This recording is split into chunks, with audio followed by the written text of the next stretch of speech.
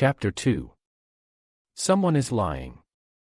The new Florida home Cindy purchased was nestled on a quiet cul-de-sac in the Chickasaw Oaks section of eastern Orlando. The Anthonys seemed like a perfect addition to their new suburban community. Neighbors peeking out their windows saw a silver-haired former police officer and a brunette registered nurse with two beautiful young children. On weekends, Cindy and George did what good neighbors do. George manicured the yard on Saturdays, then washed his car on Sundays. Those observing him in the neighborhood must have thought he was predictable, like the revolutions of a police cruiser's flashing lights.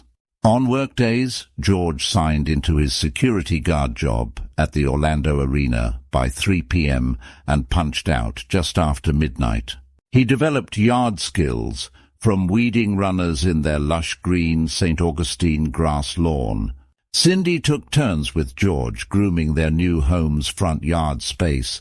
She fertilized rhododendrons and trimmed young bamboo trees, planted too close to the front of their concrete block house. The Orlando climate seemed transplanted from the Anthony's familiar Ohio summers, except Florida's beautiful weather lasts year-round. These migrants from Ohio offered a portrait of themselves as an ideal new Florida family. A few neighbors who took time to study the Anthony family portrait may have privately wondered if the Anthony family scene set was more imaginary than real. Their marriage experience in Ohio was marked by a series of crises ending in a major economic catastrophe, which drove them out of Warren and to Orlando.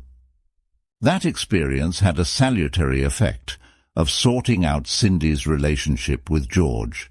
Cindy was now completely invested in her career and as the decision-maker for the Anthony family. Her nursing income once again paid their mortgage, financed 2 cars, and built equity for their future. The money her husband brought home as a security guard was marginal at best. When he lost a job, which was often, it took months to find another, and then he was back earning a minimum wage.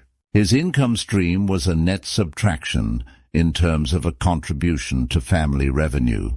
It rarely equaled the money he spent. Cindy's mother, Shirley, told a friend, George only worked about half the time they were married. It seemed to her he came home to eat, sleep, and be seen with the family. His family commitments were confined to washing the car and weeding their yard. He also had a collection of other interests he worked hard to keep private.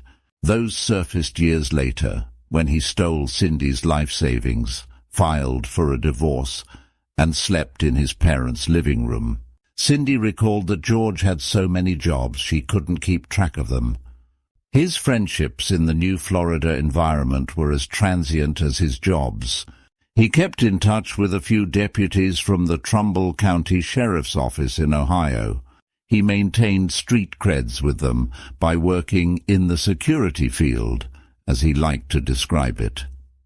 He brought unique resources to a security guard's responsibilities. When he was a sheriff's deputy, he nurtured his innate worldview that things are never as they appear. That perspective came naturally to George. It seemed to be his karma to forge a life whose perspective kept him in the shadows of darkness. The gossip from Cindy's small hometown community in Ohio became a fading memory, thanks to her move to Florida. The sunny new environment freed her from the whispers of her former nursing colleagues at the clinic in Ohio. She was welcomed at Orlando's premier orthopedic clinic, with glowing recommendations from the Ohio doctor, Oscar Sterl. As Cindy settled into their new home, she unpacked the accumulated memories from Ohio. She reflected on lessons learned. Always have a plan. George's secrets and his impulsive decisions, fed by anger management issues, attached high costs to her marriage. Now beginning a new life in Florida, such experiences invited her to focus on a future with more control. She looked forward to displacing the volatile, disappointing past with a much better and more hopeful Florida future. When her daughter turned 5, Cindy enrolled Casey in kindergarten at a new school, newly built a short mile from home, Hidden Oaks Elementary. Casey and her brother Lee rode bicycles together to and from Hidden Oaks each day. The short route took them past a little wooded area a couple of blocks from home. 16 years later, in 2008, those woods were transformed into a notorious crime scene with yellow tape and police choppers hovering overhead and news camera trucks broadcasting images of investigators searching through saw palmettos and scrub palms for the remains of a child's body. That murdered child lived for nearly 3 years in the Anthonys' home. Her name was Kaylee Marie. The Anthonys, 2 pre-adolescent children, happily rode their bikes past the future crime scene along their route to and from school every day, never imagining the heartbreak those woods came to represent in their lives forever. After school, the kids were self-supervised until Cindy came home from work. There was no nanny to watch over them. There never was a nanny involved in the Anthony family. Her 2 small children provided good company for Cindy in the evenings and weekends, but they never displaced her top priority. Her nursing career and the financial security it provided were always top of mind. With George as her husband, she never doubted she was the ultimate and only reliable source of income for the entire family. Her schedule for the kids slotted time to be available after the clinic's hours. For George, his 2 kids were something that resulted from being married. His priorities were always hardwired for what George liked to do. Friends reported to investigators that Casey and Lee grew up sensing a distance from their father. His relationship with them bordered on disinterest and often anger. He had a temper and innate selfishness that was never far below the surface. Cindy focused on her career, and George on things George liked. Their marriage evolved into 2 people living together for mutual convenience. Their children, Lee and Casey, must have sensed the absence of something called love between their parents.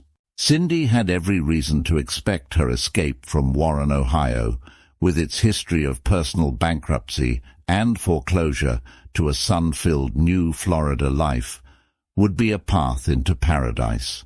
The decision to stay married seemed in retrospect preordained. It was the 1980s after all. A divorced woman with a career and 2 young children faced an uncertain professional future, compared to the one Cindy protected by keeping her marriage intact. Her decision against divorce was the linchpin of this career move. It was not an attempt to rekindle love in her marriage. She learned from her Ohio experience her priority must always be to protect her career. She wanted a role as a married woman with children. The man she married could threaten her future without warning. George was the kind of man who did things when he felt the impulse to do them, and for his reasons. Cindy had to learn to manage the destruction George introduced into the Anthony family's world. The 5th year in their new Orlando paradise found Lee starting 6th grade, and his 8-year-old sister Casey entering 3rd grade. Cindy's position at Jewett's clinic was a step up for the RN born in a little Ohio town. She quickly acquired a secure perch as the top surgical nurse for a leader of orthopedic medicine in Central Florida. George quit his Orlando Centroplex Arena security guard job years earlier, then found and lost several other jobs. The Anthony kids were left with George after school, until Cindy got home from Jewett's clinic around 6 p.m. every day. George worked night shifts, so he watched the kids until Cindy got home. Ms. Drain Burdick asked George about the arrangements for watching their pre-adolescent kids, while Cindy and George were both working. Evidence in file interviews described the parents' division of child supervision in the Anthony home. George said, quote, "Well, with me being on midnight turn or an afternoon shift, whatever it might be, we found a way to watch the children. I mean, when our son got to be a little bit older, in his teen years, he basically would watch his sister. We had a next-door neighbor who helped out." Lead prosecutor Linda Drain Burdick wanted to know about his relationship with his daughter. She asked him, quote, "How was Casey's relationship to you? How was that relationship?" In the following months and years, Cindy's routine didn't change. She left for work early each morning, consumed with balancing her work schedule, managing the house, and focusing on things that were necessary to protect her marriage and family. Usually, on her way out of the house, she peeked into her kids' separate bedrooms just as she was leaving for the office. When the kids got up for school, they found the breakfast Cindy prepared for them each morning. George got home from his night shift early each morning, soon after Cindy left. Evidence files leave little to the imagination in their description of Casey's claims about what happened the first time George was home alone and opened the door into Casey's room as she was dressing for school. Where child abuse is alleged, psychology experts conduct in-depth evaluations and testing. 9 forensic psychologists did court-ordered testing of Casey Anthony's allegations against her father. 2 of those psychologists were deposed by prosecutors a few days before the trial. Casey claimed her father sexually molested her for years, beginning when she was 8 years old. Was Casey Anthony telling the truth? Or, like so much of what she said, was her claim of parent abuse also a lie? Casey told 1 or 2 friends about her father's abuse, but she kept details mostly private until she was interviewed by 2 psychologists just days before her trial for capital murder. The lead prosecutor questioned the psychologist, Dr. Weitz. Ms. Linda Drain Burdick asked, quote, "All right when you say physical, are you talking about striking her? What kind of physical abuse was described to you?" Dr. Weitz, psychologist, told her she described physical touching and involvement, including sexual intercourse. "I would say more of a sexual assault." Ms. Linda Drain Burdick persisted. "To include fondling and intercourse. Did you get any detail as to the frequency of that? Did Casey report any physical assaults by George other than the sexual assaults?" Dr. Weitz: "Yes. They could be several times a week for 4 years. I think that given the age and the nature of the relationship, the whole culmination of any kind of sexual assault would be seen by her as physically violent. I think that it was overwhelming and upsetting and perceived by her as physically violent." Cindy made it a point to stay in touch with the vibes in her home. Her well-developed antenna was part of a defense structure to alert her for surprises that came from her husband's behavior. In the months after George's first assault on Casey, one could wonder how long it took Cindy to sense a change in her husband's body language. Did the words she heard George use worry her at all? George fell into a habit of using awkward, intimate words with his daughter. He said, "You know I love you, honey," almost as if she were his mistress. Cindy watched her 8-year-old daughter emerge from her room in the mornings to hear George greet her with, "I love you, honey." Did Cindy privately begin to view her pre-adolescent daughter, Casey, as her competitor? Dr. Carol McBride is a nationally known PhD family therapist who wrote about the Casey Anthony trial in Psychology Today. Her article titled "Mothers Who Are Jealous of Their Daughters" sounded a wake-up call about the role of wives of sexual predators who enable their husbands' abuse by covering it up. Dr. McBride noted this. The most extreme mother-daughter jealousy occurs in families with a sexually abusive father. The mother sees the daughter as, quote, the other woman. Dr. McBride said, "We see the dynamic of jealousy in the mother, and this is heartbreaking. In those situations, the daughter is not only a victim of sexual abuse, but is also a victim of her mother's envy and hatred." Dr. Carol McBride added this to her paper titled, "Lying is Part of the Fascination of the Casey Anthony Trial." She wrote, quote, "In families of child abuse, lying is a membership requirement. Lies protect the secret of abuse. Delayed reporting of sexual abuse is common because the victim is coerced and threatened to lie and not tell anyone outside the family what happened. The child feels that if she tells, the family may suffer. She may lose her family, or worst of all, nobody will believe her. Secrets are the norm. It's all about protecting the family and continuing the pretense of everything is fine. The reality is not what it appears to be on the surface." Then there was Dr. Deborah Sherman Coughlin, who is a sexual abuse profiler, who writes about family sexual abuse. She wrote, quote, "For too long, many spouses of child molesters have hidden behind the pretense that they were unaware of the crimes going on in their homes. The myth that these women didn't know of the depravity that plays out under their roofs is just that, a myth. Reality tells a different story. The truth is sickening and may be shocking to some readers, whereas other readers may have known this all along." Unquote. The trauma and shock from incest work to keep victims from talking about what happened. Child victims are afraid of losing their parents. They are certain no one will believe them. Worse yet, they fear they will be blamed. Their overwhelming reaction is fear and self-guilt. A young girl's silence is reinforced by her own need to deny her father could have raped her, that he could devalue her in that way. Therapists who treat victims of child molestation look for denial as a marker of family abuse. Parent molesters groom their victims and plan moments carefully.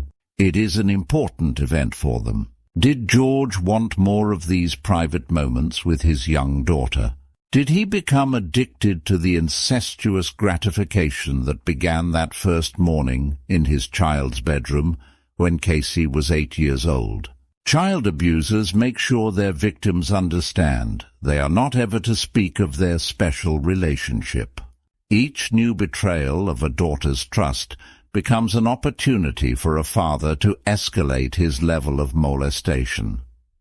When rape becomes routine, another level of unspeakable corruption of a young child can occur. According to Casey's confidential statement to psychiatrists, he forced her to perform oral sex. Psychiatrist Dr. David M. Allen wrote about his evaluations as a therapist and what he believes explains why survivors of parental abuse resist talking about their experiences. He finds abuse victims are often prisoners of their family's rules of secrecy. They feel they are being loyal by living with a false reality that their abuse is normal or didn't happen, and when their abuser tells them not to tell anyone, all they can do is obey. Of course, the secrecy is to protect the abuser.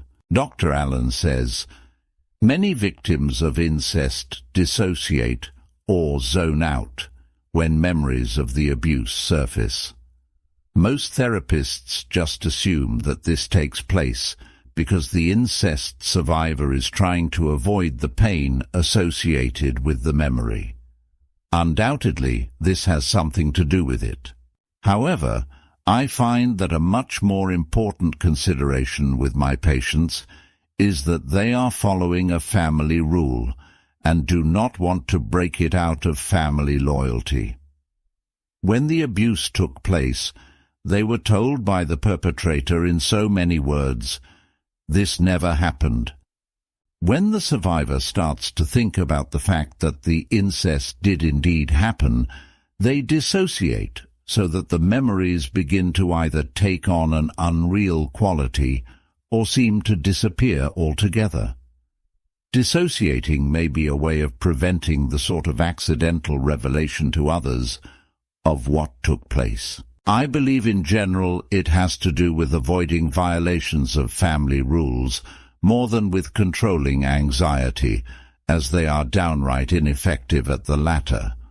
Dr. Allen wrote, quote, "Family loyalty can be extremely powerful.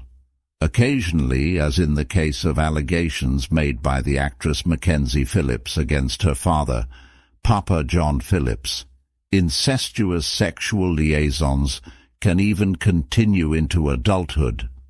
Singing star Mackenzie Phillips only went public after her father died." Unquote.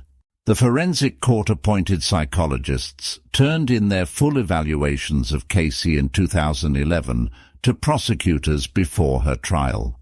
They concluded that she locked memories of incest up tight into compartments, deep in the recesses of her subconscious.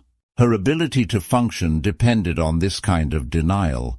Denial was a coping mechanism, allowing her to function, starting the first time George molested her in her little bedroom on Hope Spring Drive. Psychiatrists said she went off to her third-grade class that first day, and then every day for years, promising herself she would keep hoping one day to have a dad who just wanted to be her dad. If her statements of abuse are true, then she began lying to herself and everybody one day when she was in the third grade. Dr. Danziger, forensic psychiatrist, said, quote, "She said, 'It's hard to explain. As a child, you are trying to be normal. How do you handle the unspeakable? By putting it in a little box, hiding it deep, pretending all is well. Doing that since age 8, in elementary school. I became exceedingly perfect." Unquote.